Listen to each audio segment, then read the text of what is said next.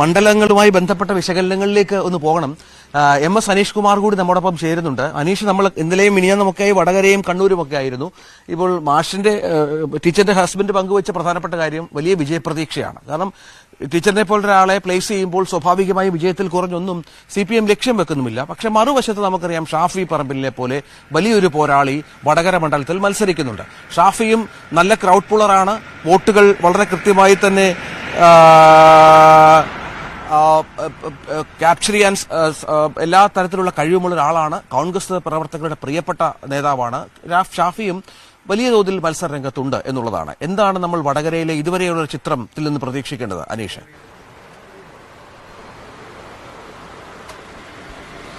രഞ്ജിത്ത്, ഈ ചില സൂപ്പർ താര ചിത്രങ്ങളൊക്കെ ഇല്ലേ, 2020 പോലെ മലയാള സിനിമയിൽ ഇറങ്ങിയ ചിത്രങ്ങളുണ്ട്. അതിൽ ഒരാൾ മാസ് കാണിക്കുമ്പോൾ അടുത്തയാൾ അതിനേക്കാൾ വലിയ മാസ് കാണിക്കുന്നു എന്ന രീതിയിൽ തന്നെയാണ്. കാരണം ഈ ശൈല ടീച്ചർ സാധാരണഗതിയിൽ ഒരു സ്ഥാനാർത്ഥി തുടങ്ങുന്നത് പോലെ തന്നെയാണ് വടകരയിൽ തുടങ്ങിയത്. അവർ റെയിൽവേ സ്റ്റേഷനിലേക്ക് എത്തുന്നു, പ്രവർത്തകർ സ്വീകരിക്കുന്നു, പിന്നീട് തെരഞ്ഞെടുപ്പ് ഗോതയിലേക്ക് ഇറങ്ങുന്നു.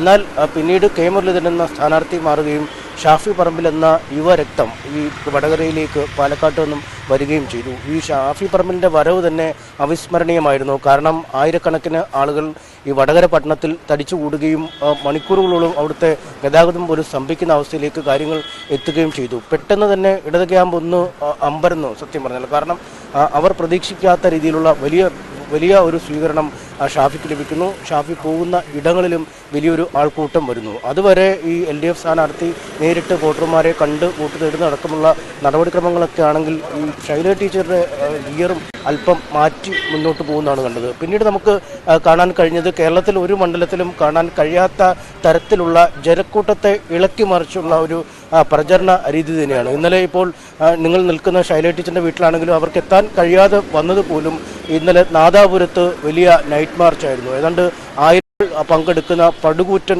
റാലിയായിരുന്നു നടന്നത്. സ്ത്രീകളും കുട്ടികളും വയോധികരായ ആളുകളും ഒക്കെ അതിൽ പങ്കെടുത്തു. DJ ലൈറ്റുകളും മറ്റ് ഈ പുതുതലമുറയെ ആകർഷിക്കുന്നതിനുള്ള എല്ലാ പ്രചരണോപാധികളും ഇന്നലെ നാദാപുരത്തുണ്ടായിരുന്നു.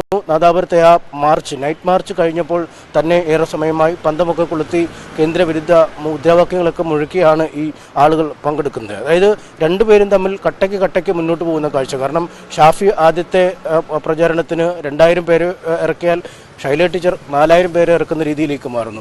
ശൈല ടീച്ചർ 4000 പേരെ ഇറക്കിയാൽ ഷാഫി മറുവശത്ത് 6000 പേരെ ഇറക്കുന്ന രീതിയിലേക്ക്. എല്ലാ ദിവസങ്ങളിലും ഇപ്പോൾ ഓരോ മണ്ഡലങ്ങളിലും ഈ കൊയിലാണ്ടിയിലായാലും നാദാപുരത്തായാലും കൂത്തുപറമ്പിലായാലും ഒക്കെ ഈ നൈറ്റ് മാർച്ചുകൾ ഈ കേന്ദ്ര വിരുദ്ധ നയങ്ങൾക്കെതിരെ, പ്രത്യേകിച്ചും പൗരത്വ നിയമത്തിനെതിരായുള്ള പ്രതിഷേധമാണ് ഈ ഇടത് പ്രചാരണത്തിൻ്റെ തുറുപ്പ് ചീട്ടായി മാറിയിരിക്കുന്നത്. കോഴിക്കോട്ടും ആയിരങ്ങളെ പങ്കെടുപ്പിച്ചുള്ള റാലി സംഘടിപ്പിച്ചു. അത് കഴിഞ്ഞ് കാസർഗോഡ് സംഘടിപ്പിച്ചു, മലപ്പുറം സംഘടിപ്പിച്ചു. ഇന്നിപ്പോൾ കൊല്ലത്ത് ഈ കേന്ദ്രത്തിനെതിരായ ഈ പൗരത്വ നിയമത്തിനെതിരായ ആ റാലി ഇന്ന് സമാപിക്കാൻ പോകുന്നു. അങ്ങനെ ഈ തെരഞ്ഞെടുപ്പ് പ്രചാരണത്തിൻ്റെ ഒരു പ്രധാന തുറുപ്പ് ചീട്ടായി ഈ പൗരത്വ നിയമം LDF മാറ്റുന്നു, അല്ലെങ്കിൽ CPM മാറ്റുന്നു എന്നതാണ് മലബാറിലെ ചിത്രം. കാരണം മലബാറിലാണ് ഏറ്റവും അധികം ഇത്തരം റാലികൾ സംഘടിപ്പിക്കുകയും ചെയ്തു. ഇപ്പോൾ പ്രചാരണ രംഗത്തും പ്രധാനമായും ഊന്നിക്കാണിക്കുന്നത് ഇത്തരം ന്യൂനപക്ഷ വിരുദ്ധ സമീപനം കേന്ദ്ര സർക്കാർ സ്വീകരിക്കുന്നു എന്നതാണ്. അതുകൊണ്ട് രണ്ടുപേർ തമ്മിലുള്ള വലിയ വാശിയേറിയ സ്വാഭാവികമായും പ്രചാരണമുണ്ടല്ലോ. മുരളീധരൻ മാറി ഷാഫി വരുന്നൊരു പശ്ചാത്തലമുണ്ട്. മറ്റ് നിരവധി വിഷയങ്ങൾ കടന്നു പോകുന്നുണ്ട് അനീഷ്. ഈ പൗരത്വ വിഷയമല്ലാതെ മറ്റെന്തൊക്കെ കാര്യങ്ങളിലാണ് ഈ മുന്നണികൾ ശ്രദ്ധയൂന്നുന്നത്, പ്രചരണ രംഗത്ത് ജനങ്ങളെ ബോധ്യപ്പെടുത്താൻ ശ്രമിക്കുന്നത്?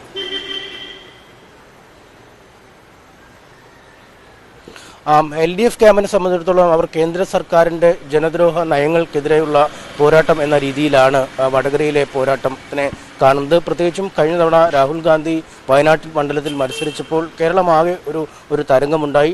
അതിൻ്റെ ഭാഗമായി വടകരയും നഷ്ടപ്പെട്ടു എന്ന് തന്നെയാണ് അവർ പറയുന്നത്. അതുകൊണ്ട് ആ കാലം മാറിയിരിക്കുന്നു.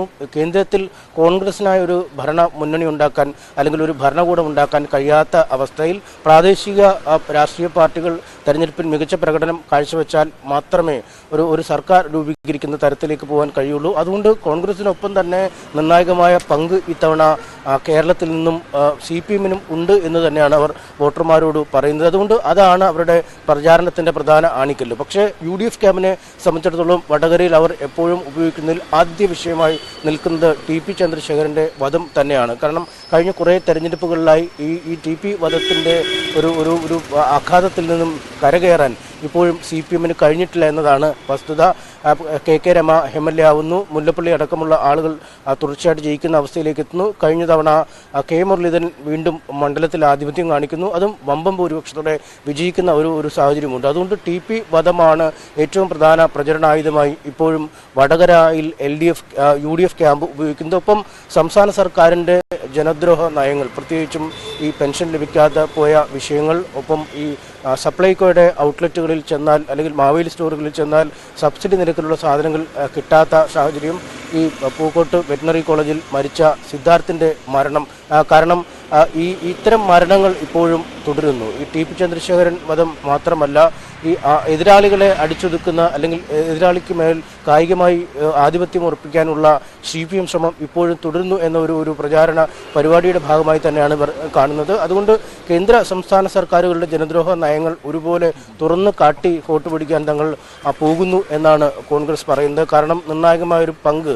ഈ തെരഞ്ഞെടുപ്പിന് ശേഷം കോൺഗ്രസിന് കേന്ദ്രത്തിൽ വഹിക്കാനുണ്ട്. പ്രാദേശിക കക്ഷികളുമായി ചേർത്ത് സർക്കാർ ഉണ്ടാക്കാനുള്ള ഒരു നീക്കം കോൺഗ്രസ് നടത്തുന്നു. അല്ലെങ്കിൽ അതിൻ്റെ അത്തരം ശ്രമങ്ങൾക്ക് കരുത്ത് നൽകേണ്ടത് വടകരയിലെ വോട്ടർമാരുടെ കൂടി ആവശ്യമാണ് എന്ന് അവർ പറയുന്നു. ഒപ്പം ഈ പാലക്കാടിൻ്റെ ഹൃദയം കവർന്നാണ് ഷാഫി പറമ്പിൽ വടകരയിലേക്ക് എത്തിയിരിക്കുന്നത്. കാരണം അദ്ദേഹം പാലക്കാട് നിന്നും മത്സരത്തിനായി പുറപ്പെടുമ്പോൾ ഈ വിങ്ങി പൊട്ടി കരയുന്ന പ്രവർത്തകരെയും നാട്ടുകാരെയും ഒക്കെ നമ്മൾ മാധ്യമങ്ങളിൽ കൂടി കണ്ടതാണ്. അതുകൊണ്ട് അങ്ങേയറ്റം ജനങ്ങളെ സ്നേഹിക്കുന്ന ഒരു ജനപ്രതിനിധിയാണ്. അദ്ദേഹത്തെ തങ്ങളുടെ ജനപ്രതിനിധിയാക്കിയാൽ അതേ തരത്തിലുള്ള സ്നേഹം വടകരക്കാർക്കും നൽകും. വികസന രംഗത്ത് വലിയ മാറ്റങ്ങൾ കൊണ്ടുവരാൻ ഈ പുതുതലമുറയുടെ ഒരു പ്രതീകം കൂടിയായ വലിയ രാഷ്ട്രീയ പോരാട്ടം നടക്കുന്ന ഒരു വളരെ പ്രധാനപ്പെട്ട മണ്ഡലമാണ് വടകര.